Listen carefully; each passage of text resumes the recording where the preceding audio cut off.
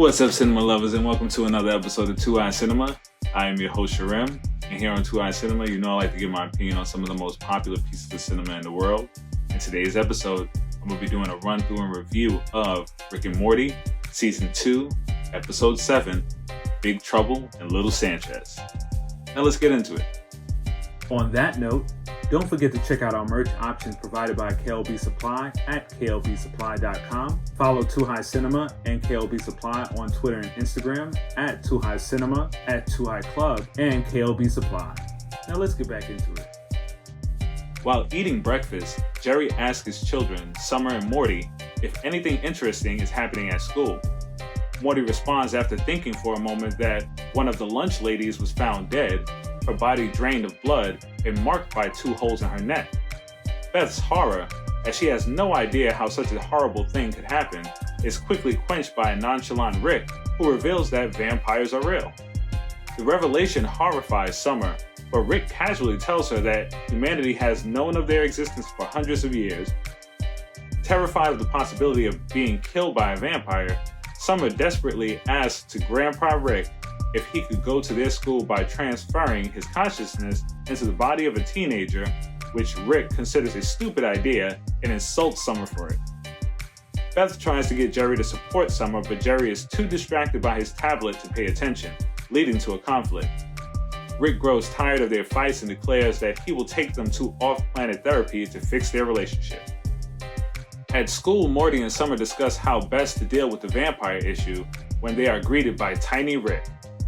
Rick decided to help them out by putting himself into a high school-aged clone of himself temporarily.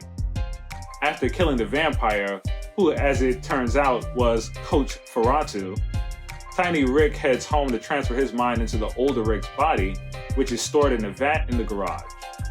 However, Summer gets a text from Toby Matthews asking if they could have a party at the Smith house, but wants to have Tiny Rick there as well. Tiny Rick decides to stay in his younger body to let Morty and Summer have a party. At the party, Tiny Rick performs a song on his guitar, the lyrics of which sound like desperate pleas from the older Rick to get him out of Tiny Rick's body. But nobody notices except Summer, who realizes something odd is happening. Tiny Rick quickly becomes popular with the rest of the school, in turn increasing Morty and Summer's social standing. But Summer becomes increasingly worried that Rick has become trapped in his young body. Morty initially ignores her as Jessica has begun talking to him as a direct result of Tiny Rick, but his suspicions are raised when Rick's dance solo at the school dance includes lyrics practically begging someone to help him return to his old body. Unwilling to let this continue, Summer hides the wooden stakes they used to kill Coach Ferratu in Tiny Rick's locker, resulting in his expulsion. Tiny Rick turns the entire school, including Toby Matthews, on Summer. Morty finally has enough and he and Summer sneak up on Tiny Rick, just as he is trying to destroy Rick's original body, and they force him to listen to Elliott Smith music. Rick's emotional reaction to the music allows him to break free of his younger self's control, and he gets his grandkids to transfer his mind back to his older body. Once this is finished, he heads down to his underground lair and brutally destroys his other younger clones, with a newfound respect for his current age. After Rick drops off, or rather abandons, Beth and Jerry at therapy, they are greeted by Glexo's Slim Slam. Glexo puts Jerry into a helmet attached to a machine that creates Jerry's perception of Beth, a monstrous creature. Beth is immediately offended by this, telling Jerry to take it back. Beth then puts on the helmet, creating a weak worm version of Jerry. Jerry is also upset by Beth's perception of him. Glexo then leads the couple and other visitors on a tour of the facility where all the couple's perceptions are kept in cages.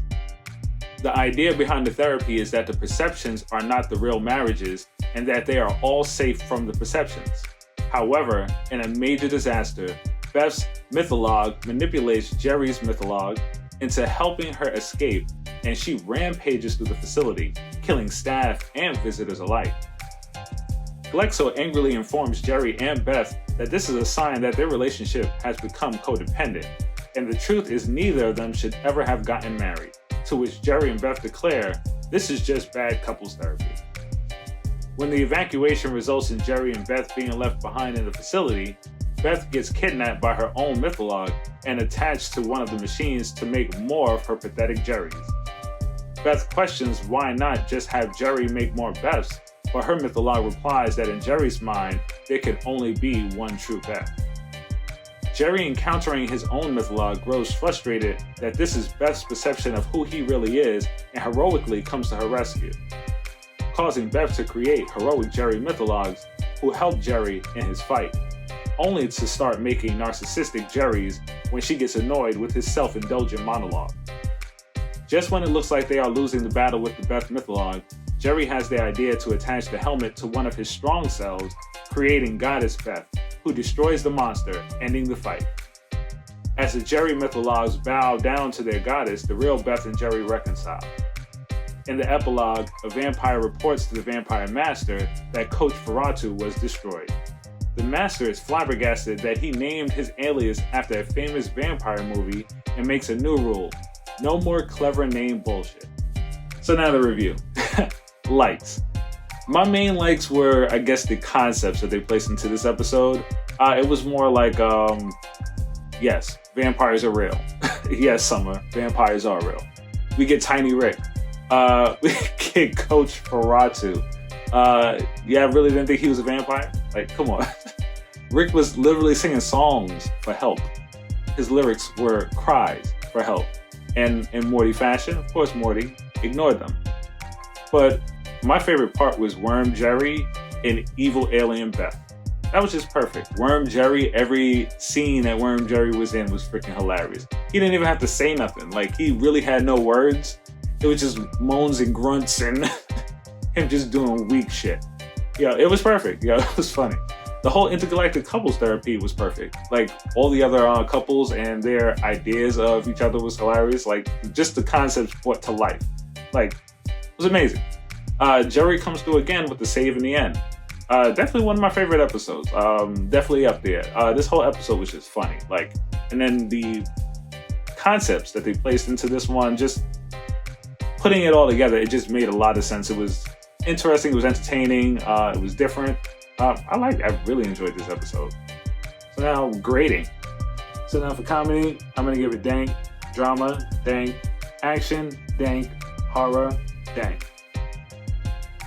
Thank you again, cinema lovers, for watching this video. Please like, subscribe, and place the notifications bell on all if you want to see more content from us. Comment below to suggest any content. Follow us at KLB Supply, at Too High Cinema, and at Too High Club on all social media platforms for updates. And for now, smoke you later.